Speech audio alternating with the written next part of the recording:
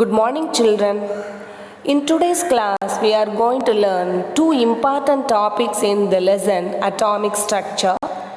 They are Bohr's model of an atom and the limitations of Bohr's model. Okay, children? Two important topics in the lesson atomic structure which we are going to learn today are Bohr's model of an atom and the limitations of Bohr's model.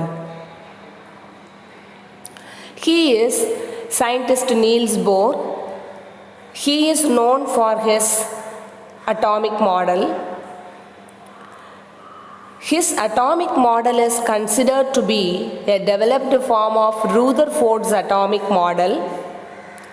Rutherford's atomic model failed to explain the stability of atoms, but Niels Bohr's atom model is very successful in explaining the stability of atoms. Rutherford's atom model didn't tell about the definite circular paths, but Niels Bohr's atom model explains the definite circular paths in which the electrons revolve around the nucleus in an atom. So these are the credits of Bohr's atomic model. Based on the experiments made by Niels Bohr, he had proposed a theory, and the main postulates of his theory are: in atoms, the electrons revolve around the nucleus in stationary circular paths called orbits or shells or energy levels. These orbits, these stationary circular paths are the definite circular paths or the fixed circular paths which are called as orbits. They are also called as shells or energy levels, and they are represented by the letters capital K, L, M, N and so on. And these shells are also represented by integers 1, 2, 3 like that. Okay, children?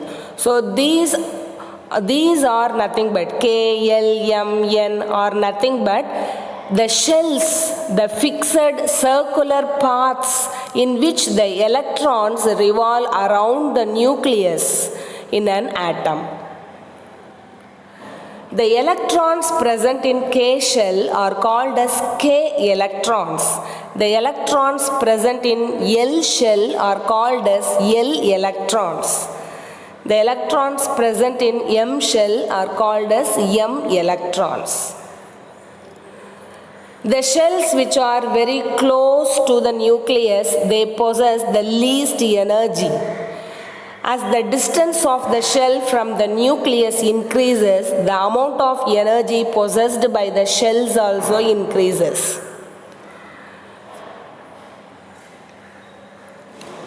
According to Bohr's atomic model, while revolving around the nucleus in an orbit, an electron neither loses nor gains energy. This is the developed form of Rutherford's atomic model, children. According to Rutherford's atomic model, electrons, when they revolve around the nucleus in an atom, they continuously lose energy and they get accelerated. They get accelerated and they lose energy continuously. But this was proved wrong by Niels Bohr, and he proposed that when electrons revolve around the nucleus in an atom in fixed orbits, they neither lose nor gain energy.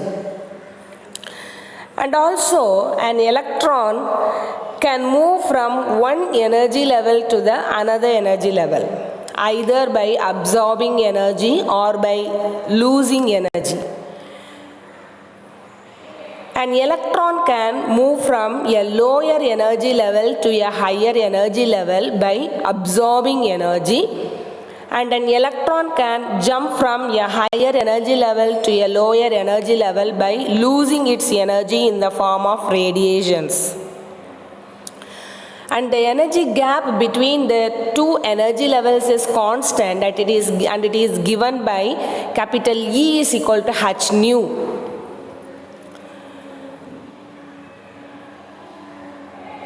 Okay children, now we are going to deepen our understanding in the atomic model of Niels Bohr.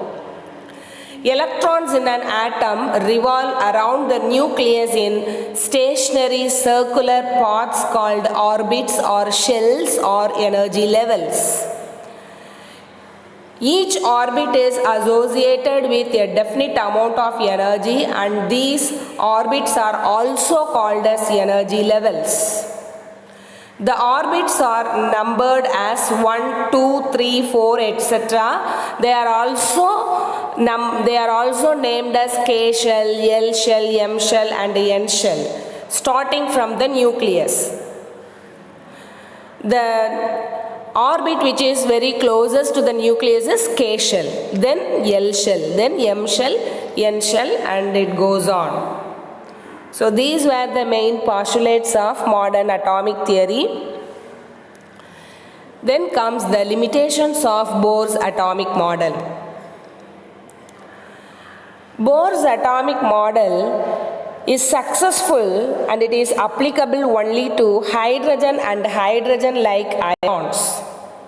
What do I mean by hydrogen and hydrogen-like ions? How many electrons are present in hydrogen atom? Only one electron is present in hydrogen atom. The atomic number of hydrogen is 1. Hydrogen is the only element having no neutrons in it. So here Bohr's atomic model is applicable only to hydrogen and hydrogen-like ions. This means that this atomic model, Bohr's atomic model, can explain an element or atom having only one electron. So it fails in explaining multi-electron nucleus. It couldn't be extended to multi-electron nucleus. Bohr's atomic model failed to explain atoms with more than one electrons. So that is the main drawback of Bohr's atomic model. So this Bohr's atomic model is applicable only to hydrogen and hydrogen-like ions. So the atoms or ions which have only one electron can be explained by Bohr's atomic model. And it was unable to account for Zeeman effect and Stark effect. Zeeman effect is splitting up of spectral lines in the presence of magnetic field, and Stark effect is splitting of the spectral lines in the presence of electric field. These two effects were not successfully explained by Bohr's atomic model. And it failed to explain the spectral lines produced by the other atoms other than hydrogen. So these were the main limitations of Bohr's atomic model. Okay children, so in today's class we have learnt Bohr's atomic model and its limitations. I hope you might have understood today's class children. Thank you children.